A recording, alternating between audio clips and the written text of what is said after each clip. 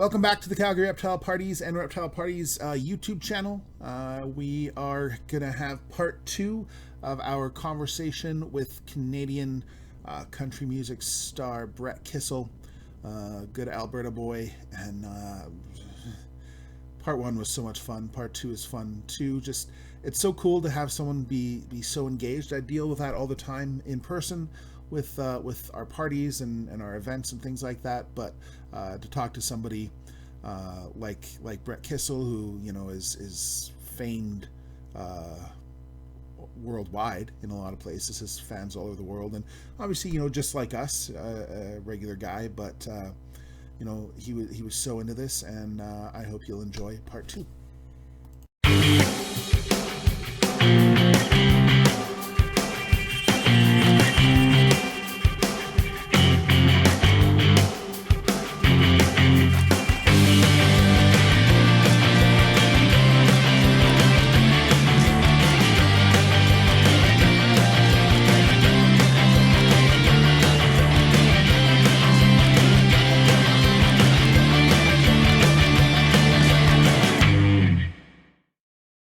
Okay, who's this?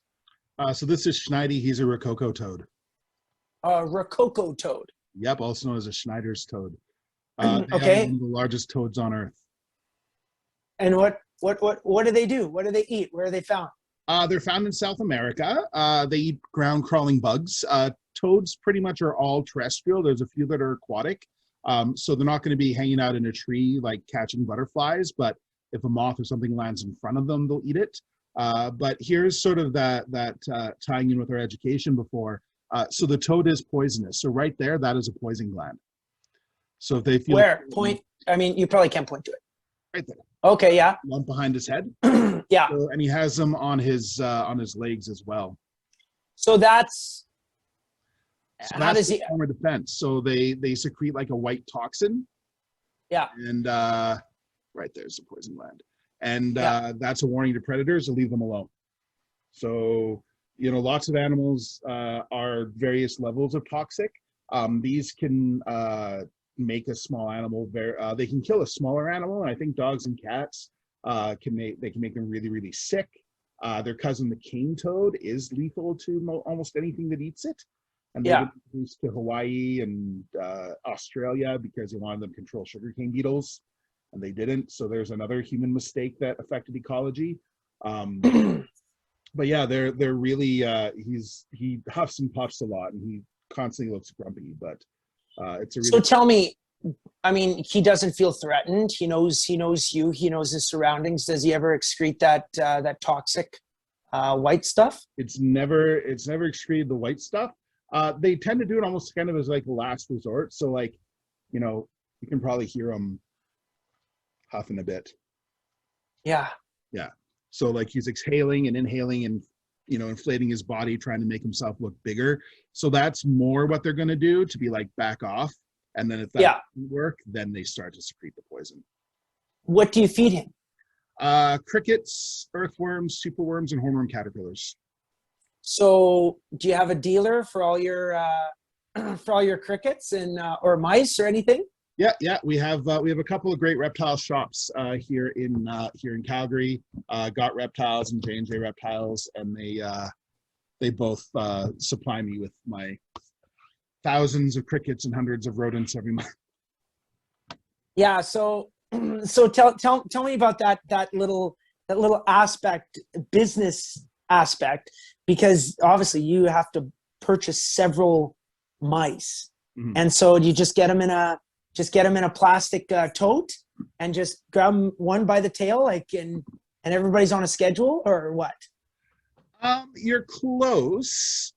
So my snakes are all fed frozen thawed food. So this is my black pine, which is a close cousin of the bull snakes we have in Alberta. And so like this snake here eats a medium rat. So it would get like really expensive to feed a mice, because here in Alberta, live rats are illegal. Yeah. So I'd have to like look at like baby rabbits or hamsters or things like that. So all of my snakes, it's been really easy to switch. They all eat frozen thawed rodents. Okay, gotcha.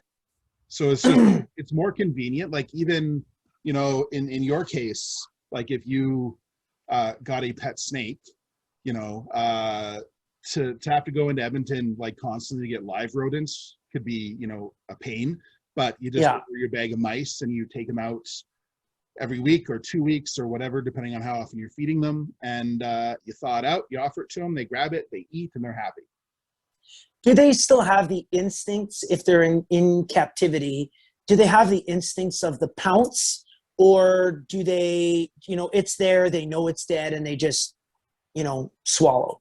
They absolutely still have the instinct. So like with this guy here, it's always kind of a bit of an adrenaline rush to feed him because he'll come flying out of the cage with his mouth open because they know the rodents are there. They can smell them. So on feeding day, they're all like lined up, looking out the enclosures, like ready to eat. So I kind of have to be aware of their individual personalities, which ones are like really quick and would strike, which ones, you know, are, I can just drop the rodent in and they'll eat it.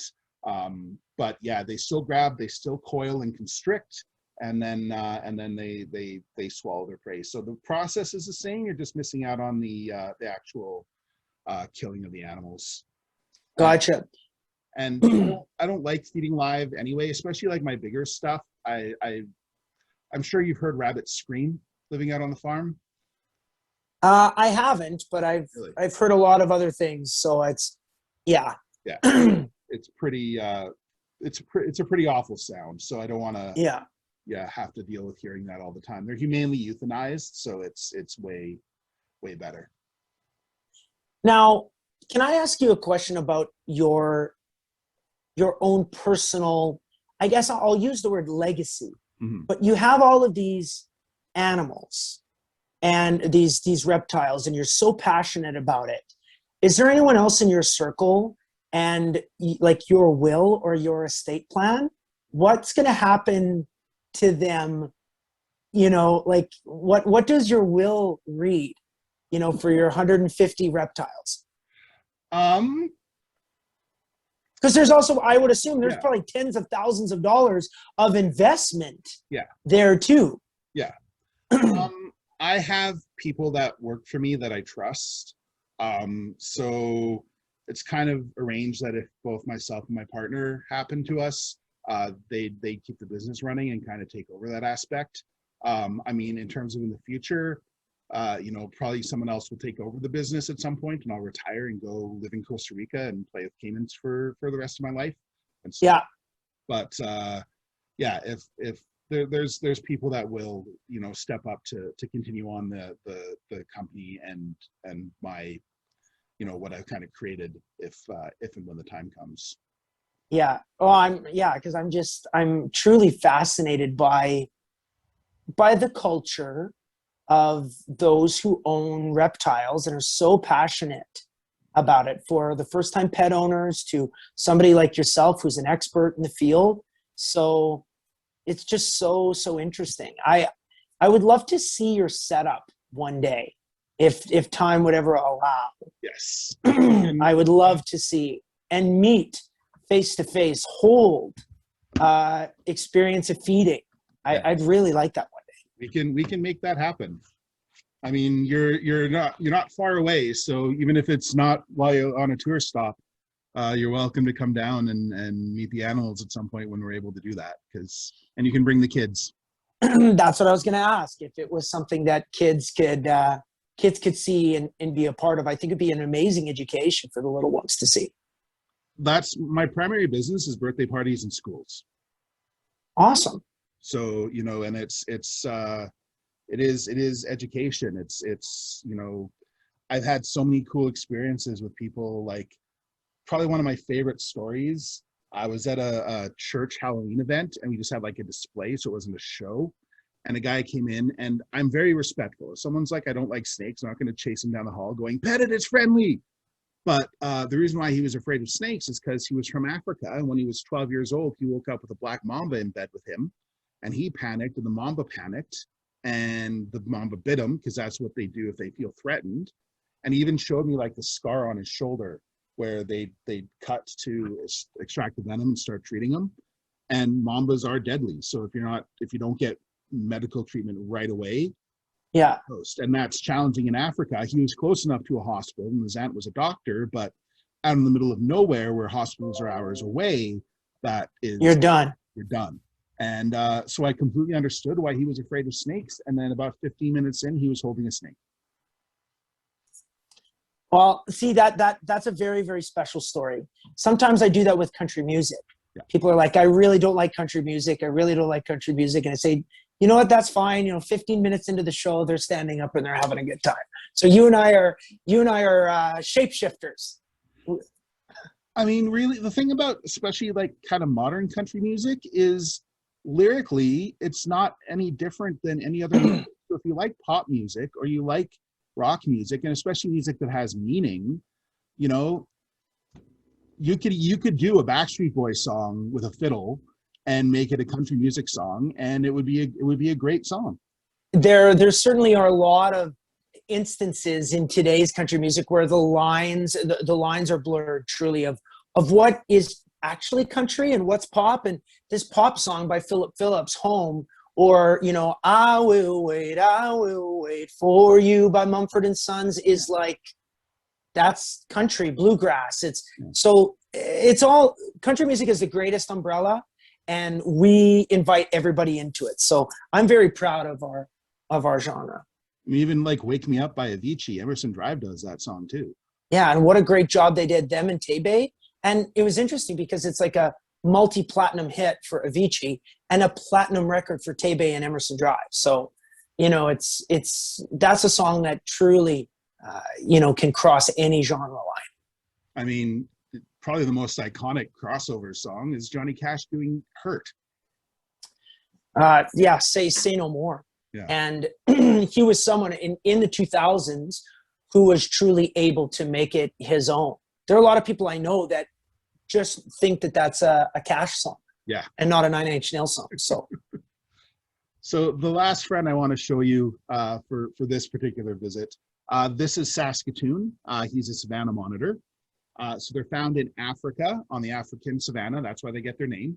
And literally why I started the company is to promote responsible pet ownership. It's great to see them. It's great to learn about them. But so many animals also end up on like Kijiji and, sites and people going like, we got our 7-year-old a pet snake and he's bored, because they're not cuddly, hang out, walk the dog, engaging the same way. So it is easy, especially for younger kids that, don't necessarily have a huge passion to lose interest. So yeah, I promote that pets are for life and you have to do your homework. And savanna monitors are one of the worst pet lizards out there. They're cheap. You can get them for like $25 in the States, $100 up here as a little baby. And the problem with them is they're primarily insectivores. So they eat bugs. And so he is, like, it's hard to tell on screen, but he's a good like 2.5 feet long, not including tail. Yeah. So for him to eat just crickets, it's going to get really expensive. And we can't have cockroaches up here either, live. So I can get packaged cockroaches, but they're extremely expensive. Yeah. And superworms, hornworms, earthworms, shrimp. That's basically water bugs. He's shedding too, so he's got his. Oh yeah. Comes off in pieces, not one big piece like a snake. And so they people get them and they feed them the same diet that other monitors eat. So high protein, chicks, rodents, chicken hearts, chicken livers. The Asian market is one of my go-tos for feeding a lot of my other animals. And they end up being extremely overweight and dying of massive organ failure. So, I don't like seeing that. So, I use them as an ambassador to teach people, that not all, just like anything else, you have a wiener dog. That's a great choice for you. Other people, they're like, that's too small. Give me a Rottweiler, but someone in the apartment, the Rottweiler isn't the right fit. So finding, the right fit for you, making a pet that fits with the life that you're living is really important. Well, I like what you did there, just kind of dropping in the single a little bit, but I'm really, really impressed by this guy. And he'd be somebody I'd like to meet and possibly hold. And there's you don't have anybody in your family, your reptile family, who's super aggressive, or do you, and you just have to be conscious of it and just allow them to be who they are? I have some that are a little more defensive. I don't have anything dangerous. Yeah. Illegal in Alberta. So even if you had to let you have a crocodile, they're not legal here. Yeah. But